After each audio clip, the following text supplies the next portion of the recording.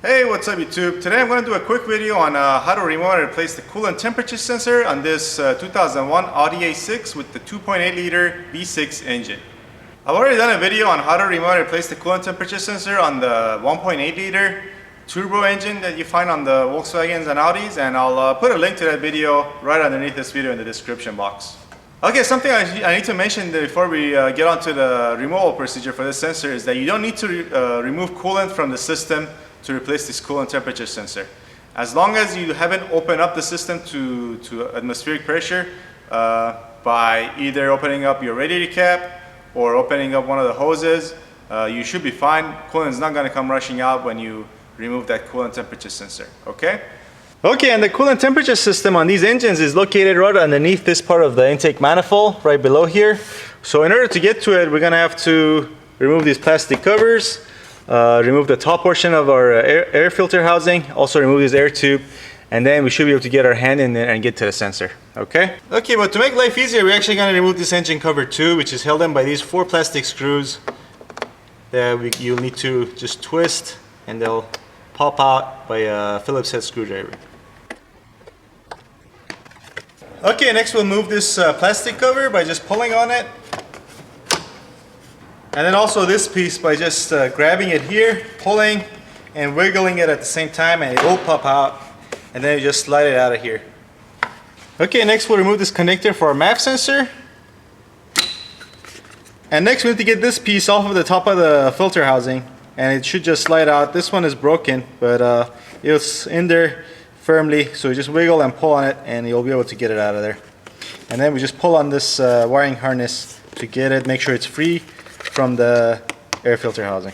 Next we need to undo these clamps. There's 4 of them and they're on the circumference of your air filter box. Also a good idea to just go ahead and remove your oil dipstick tube just to make more space.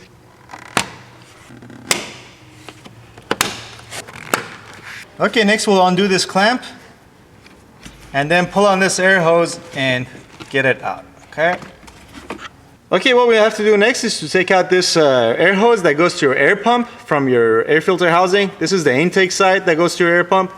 You can either pull on this part and pull it out, but I recommend just taking out this piece from the air filter housing by twisting it clockwise and then pulling it.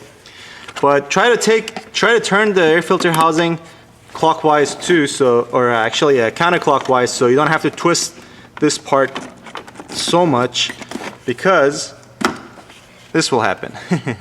It will come loose from this piece, or sometimes it tears this piece. But don't worry, if it happens without damaging this piece, you can just push it back in.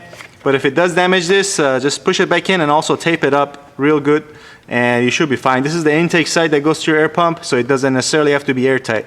Preferably it should be airtight, but it doesn't really have to be. Some taping and a tight fit will work.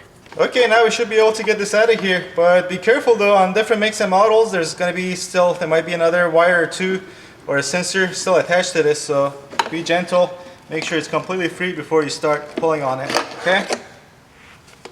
Okay, now let's see if I can show you where the coolant temperature sensor is. So if you come down here and just follow this wire, there you can see this guy, there's your coolant temperature sensor. Now that connector is really hard to disconnect when in the position it is and the way it is sitting right there, but the coolant temperature sensor itself is held in by a C-clip, and the C-clip is just below right here, that's coolant temperature sensor.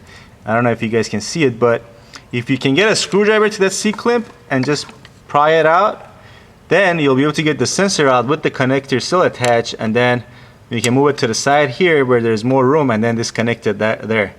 Okay, so that's what I'm going to try to do. I'm going to try to see if I can get the C-clip out by hand. If not, I'll just use a screwdriver and pry it out and then remove the temperature sensor. Okay? Okay, there's this wiring harness, so you want to make sure you can get it out of the way. You might have to cut some zip ties that are holding it in, but get it out of the way before you start pulling on this C-clip. And this one is in there pretty tight. I can't get it out by hand, so to the screwdriver. Alright, take some wiggling, but there it is, the C-clip that's holding our coolant temperature sensor in. Now we're gonna pull on this coolant temperature sensor and it's going to come out. There it is. There's our coolant temperature sensor. Now you want to make sure the O-ring, if it didn't come out with this, with the sensor itself, it's still going to be in that housing, so you want to make sure you get it out of there. Okay, now it's going to be a hell of a lot easier getting this connector off this sensor. We just pull on this tab and then pull on the sensor.